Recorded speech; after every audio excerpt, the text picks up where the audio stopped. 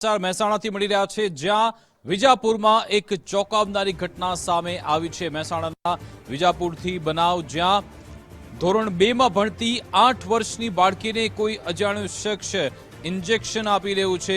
અજાણ્યા યુવકે શાળા પાછળ બાળકીને લઈ જઈ ઇન્જેક્શન આપ્યું। વિજાપુરની એક શાળામાં ભણતી બાળકી સાથે આ બનાવ બન્યો છે। યુવકે ઇન્જેક્શન આપ્યું હોવાનું બાળકીએ માતાને જણાવ્યું હતું। જો કે બાળકીને વડનગર સિવિલમાં મેડિકલ સારવાર આપવામાં આવી, મેડિકલ ચેકઅપ કરાયું છે। બાળકીની હાલત અત્યારે સ્વસ્થ છે। કોણે અને શા માટે ઇન્જેક્શન આપ્યું છે તે અંગે તપાસ શરૂ થઈ છે અને પોલીસ અત્યારે આસપાસના સીસીટીવી પણ તપાસી રહી છે।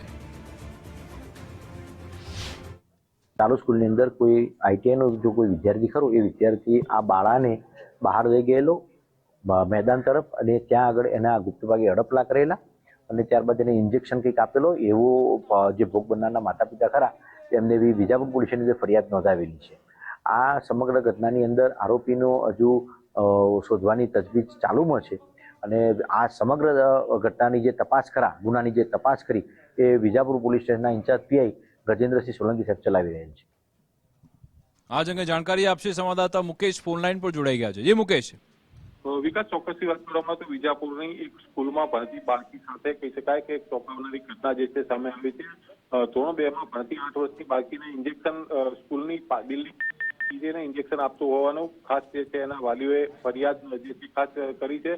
અજાણ્યા શખ્સો સ્કૂલની પાછળ લઈ ગયા હતા અને આ પ્રકારનું કોઈ ઇન્જેક્શન આપ્યું હતું। વિજાપુરની સ્કૂલમાં ભણતી આ બાળકી સાથેની સમગ્ર ઘટના છે। અજાણ્યા શખ્સે બાળકીના ખભે હાથ મૂકીને કહી શકાય કે જે હડપલા પણ કર્યા હતા અને ઇન્જેક્શન પણ આપ્યું હોવાનું બાળકીની માતાએ ખાસ જે ફરિયાદ નોંધાવી તેમાં ઉલ્લેખ કર્યો છે। બાળકીને વડનગર સિવિલમાં હાલમાં મેડિકલ સારવાર અપાઈ રહી છે અને બાળકીનું મેડિકલ ચેકઅપ પણ કરવામાં આવ્યું છે। બાળકીની સ્થિતિ જોવા જઈએ તો સ્વસ્થ સ્થિતિ જે છે જોવા મળી રહી છે। ખાસ જે છે પોલીસે એની તપાસ જે છે હાથ ધરી છે। કોણે અને શાનું ઇન્જેક્શન આપ્યું તે દિશામાં પોલીસ હાલ તપાસ કરી રહી છે। પોલીસે શાળા આસપાસના તમામ સીસીટીવી ફૂટેજ જે છે એ પણ તપાસી રહ્યા છે અને અજાણ્યા ઈસમો વિરુદ્ધ વિજાપુર પોલીસ મથકે ફરિયાદ જે છે નોંધાઈ છે। અજાણ્યા છોકરા વિરુદ્ધ પોસ્કો એક્ટ હેઠળ ગુનો નોંધાઈ શકે છે અને ખાસ વાત કરીએ તો આ સમગ્ર ઘટનાને લઈ અને જે લોકોના ટોળા છે જે કહી શકાય કે પોલીસ સ્ટેશન સુધી પહોંચ્યા હતા। જી બિલકુલ, આભાર તમામ જાણકારી આપવા બદલ।